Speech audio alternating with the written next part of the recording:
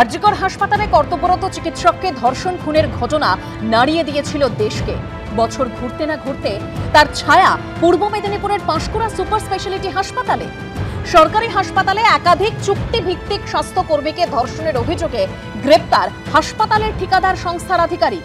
আমাকে তো বারবার হুমকি দিয়ে রুমে ডেকে নিয়ে যায় এবং ধর্ষণ করে, খারাপ কিছু কাজ করতে বাধ্য করেছিল, যাকে বলা যায় ধর্ষণ করার। অভিযোগকারী এক ওয়ার্ড গার্লের দাবি, তিনি যে ঠিকাদার সংস্থার অধীনে কাজ করেন তার ফ্যাসিলিটি ম্যানেজার জাহির আব্বাস খান রবিবার কাজের অছিলায় ডেকে পাঠান। যেতে না চাইলে হুমকি দেন, তারপর হাসপাতালের ফাঁকা ঘরে নিয়ে গিয়ে ধর্ষণ করেন বলে অভিযোগ। জাহির আব্বাস খান ফ্যাসিলিটি ম্যানেজার আমাকে ফোন করে বলেছিল যে একবার নিচে আসো, কিছু জিনিস নিয়ে যাও। আমি নিচে যেতে না চাইলে বলে যে তাহলে যে তোমার এই কাজ থাকবে না বা তোমার বাড়ির লোকের লাশ রাস্তা থেকে গুড়িয়ে নিয়ে যাবে। বারবার হুমকি দিয়ে রুমে ডেকে নিয়ে যায় এবং ধর্ষণ করে। এর আগেও কি একাধিকবার এরকম ঘটনা ঘটেছিল? হ্যাঁ। জাহির আব্বাস খানের বিরুদ্ধে একই অভিযোগ করেছেন হাসপাতালের আরেক ওয়ার্ড গার্ল। ছুটির পরে আমি আসছিলাম, তখন আমাকে জোর করে রুমে নিয়ে যেয়ে আমার সাথে খারাপ কিছু কাজ করতে বাধ্য করেছিল, যাকে বলা যায় ধর্ষণ করার। কে করেছিল? জাহির আব্বাস খান। অভিযোগ, জাহির আব্বাস খানের অত্যাচার থেকে রেহাই পেতেন না পুরুষ স্বাস্থ্যকর্মীরাও। হাসপাতালের মহিলা কর্মীদের দাবি, কর্তৃপক্ষকে একাধিকবার জানিয়েও কোনো লাভ হয়নি। প্রতিবাদে এদিন হাসপাতালের সহকারী সুপারের ঘরের বাইরে বিক্ষোভ দেখান স্বাস্থ্যকর্মীরা।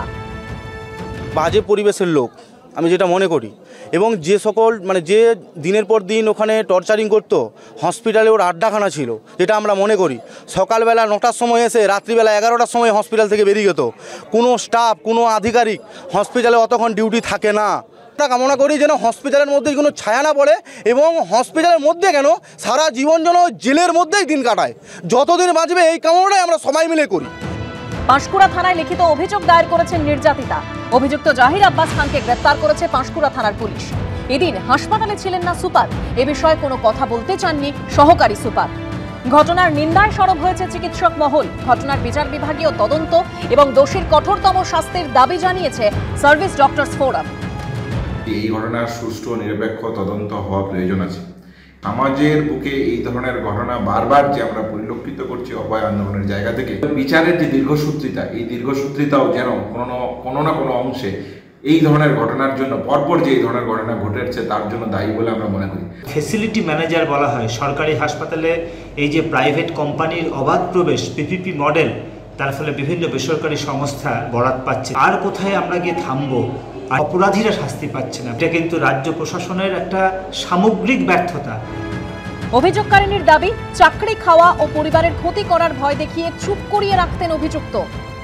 মহামান্য সুপ্রিম কোর্ট যে ন্যাশনাল টাস্ক ফোর্স তৈরি করেছিলেন স্বাস্থ্যকর্মী এবং চিকিৎসকদের সুরক্ষার বিষয়টিকে মাথায় রেখে, আমরা পশ্চিমবাংলার ক্ষেত্রে এটা দেখেছি যে কোথাও কোনো উল্লেখযোগ্য অগ্রগতি হয়নি।